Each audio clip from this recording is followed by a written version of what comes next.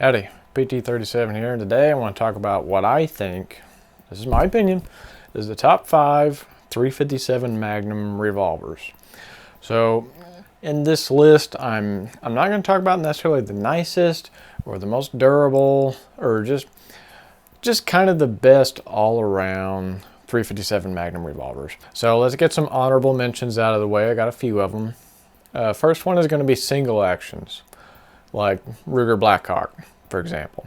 They didn't make the list because they're just massive guns for what they are. Like the old flat tops, they're borderline, like right there. Like they're really nice. Not taking anything away from them, but especially like the new model Blackhawks, man, they're just such a big gun for 357. I just think they're kind of, if you're gonna have that big of a gun, I'd rather have 44 or 45 Colt, something like that. So another one is the Model 60 357 Magnum version, Smith & Wesson. Mainly do 3-inch with the adjustable sights. That one's an excellent gun, fantastic. It's a great all-around woods gun, protection gun. It can be a concealed carry gun. It's a fantastic little gun, but it just didn't quite make the cut. And the Ruger SP101 is another one that's great. However, it didn't make the list just because it's a little chunky for its size. If it was been a little bit lighter weight, or if this list was just more about concealed carry revolvers, it would probably be on it. But this is more general purpose, just more versatility than what we're looking for with the SP101. Another honorable mention is the Ruger Red Hawks. These are fantastic guns. They're built like an absolute tank. I mean, you think the GP100 is a tank. This is like a tank on steroids. If you're wanting a hunting 357 Magnum revolver, I don't think you could do any better than this. But they're just too big for what I consider a good all-around 357 Magnum revolver. And the last honorable mention I want to make is the Colt King Cobra series. So these guns are fantastic guns. I would personally stick them a little bit above the SP101 because of their weight, and they got an extra round, but they do not come with adjustable sights, which I would love to see a 3-inch adjustable sight model like the Model 60, because man, they weigh about the same as the Model 60, give or take an ounce or two, and they got an extra round. So if they had the adjustable sights, man, what an awesome little package that would be. Okay, so enough for the honorable mentions. Let's get into what I think is the best all-around general purpose 357 Magnum revolvers. Spot number 5, the Smith & Wesson Model 66 and Model 19 K-frames. So I don't know how you would make any list without ranking these, because this is what most people think of when they think of a 357 Magnum revolver. This was like, not the first one by no means, but it was the first one that was really widely used. So this was the law enforcement gun. You know, like today, every cop you see carries a Glock, 90% of them. Back then, it was this. This is what every cop had on their hip. And why wouldn't you? It weighs 35 ounces. I mean, it's 6 shots. It'll handle full bore 357s. Now, not a steady diet of them. That's why it's number 5. Because, as Brian Pierce has said, with the Pierce brothers, if you haven't watched their channel, go check it out. He's a wealth of knowledge. In one of his videos, I think he was talking about the Model 19. He talks about it's not if you crack your forcing cone, it's when. So that is the Achilles heel of these revolvers, is their forcing cone. I mean, Bill Jordan went to Smith & Wesson and said, hey, I love the Model 27. They're like the original 357 Magnum, the registered Magnum. He's like, I love this gun. I would love to carry it for cop work, but it's just way too freaking big. So he's like, I love your K-frame 38s. Can we do that in a 357? Smith & Wesson's like, we'll see what we can do, bud. So they came up with this, and it's a fantastic gun. It's lightweight, it's handy, it's gorgeous, absolutely gorgeous.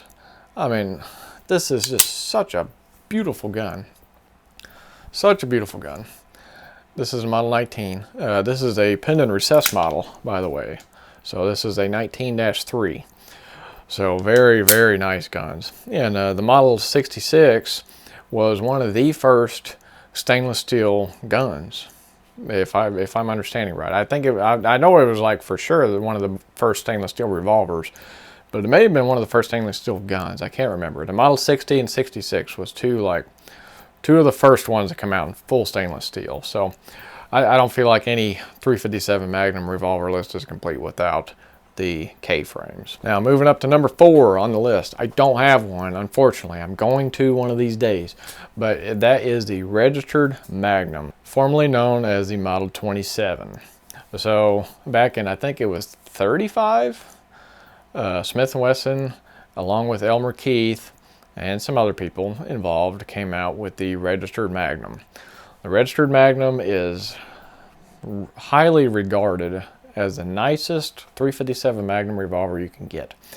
It's a little big, so that's why it's not further up on the list as far as a general purpose gun. And also they're very hard to find and they're very collectible. So like if I were to have one, I would not want to use it as a packing around gun. I might use it to hunt with occasionally in fair weather, but I would not want to bang it up by no means. They're just too nice to be banged up, and like I said, they are a little on the big side for a general purpose. But like I said with the K-frames, I don't think any 357 Magnum top revolver list is complete without at least mentioning the Model 27. So number 3 on the list is the Ruger GP100. This is my 6-inch that I own. I've had this gun longer than any 357 Magnum revolver I got, and I love it. It's really considered like the working man's revolver because it's the nicest quality that you need. It's not the nicest quality, but it's definitely exceeds the minimum standards of quality as far as I'm concerned. It's a very quality gun and it's built like a tank. So it's heavy, but it's not too heavy. It's not like the Model 27. It's not like the Red Hawks. It's just heavy enough. That's probably the best way to put it. Like it handles recoil. This is by far the easiest recoiling 357 I have. And I could shoot this all day with 357 Magnums. I think a lot of it is the grip contour. It's just, I don't know, I can't really explain it. But man, I just, like on some Smith & Wessons and Colts, it really digs into the web of my hand right there.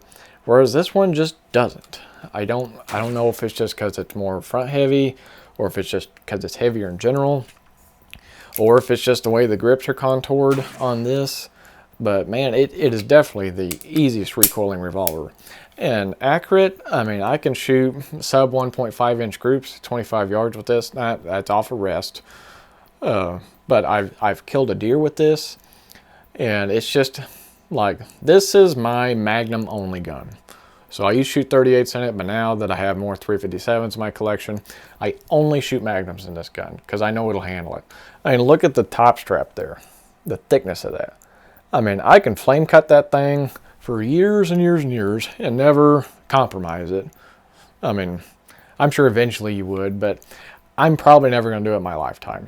So that's why the Ruger GP100 is number 3 on this list, because it's just virtually indestructible. It's as big as you need it to be tough, but it's not any bigger than it just needs to be as tough as it is. Number 2 on the list, and this may hurt some people's feelings, but the Python is number 2. So I got 2 of them here. I got a 6-inch stainless and I got a 4-inch blued. These are both fantastic guns. I have virtually zero complaints about them. So they don't handle recoil as good as the GP100, but man, they're just so gorgeous. I mean, just look at that. I mean, that is just such a beautiful gun. Now, these are both new models. So that is the main reason this is number 2, because the Pythons as a whole are like the older ones are notorious for being kind of picky, being sensitive. Well, not necessarily being picky, but being sensitive. Like if you shoot them a lot in fast double action or shoot a lot of Magnums loads through them, they're prone to going out of time, and then they're difficult to work on. Parts are unavailable, so it just makes it kind of hard to, like if I had an old one, I'd probably only shoot 38s out of it, maybe some mild 357s occasionally, and I for sure wouldn't shoot double action much. So what the theory is, what I've gathered on those old Colts, is that whenever you pull the trigger, the hand in here raises up and moves the cylinder. It indexes the cylinder on the next cylinder. So it comes up, and what happens is the cylinder stops. So the cylinder stops. Well, there you go. So the cylinder stopped right here. So on the older ones, allegedly, whenever you pull the trigger the rest of the way, so I had a little bit of trigger pull, supposedly the hand kind of keeps trying to move, but the cylinder's locked in place. I could be a little off on that, but that's what I've gathered. And what happens with that is it just puts extra strain on the parts because everything's locked up and the hand's still trying to budge.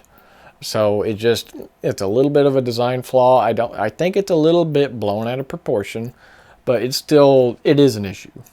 So that's why this is number 2. But other than that, the new ones they've got that problem fixed. And also, these are really simple to work on. They simplified them with the new ones, so they're a lot easier to work on.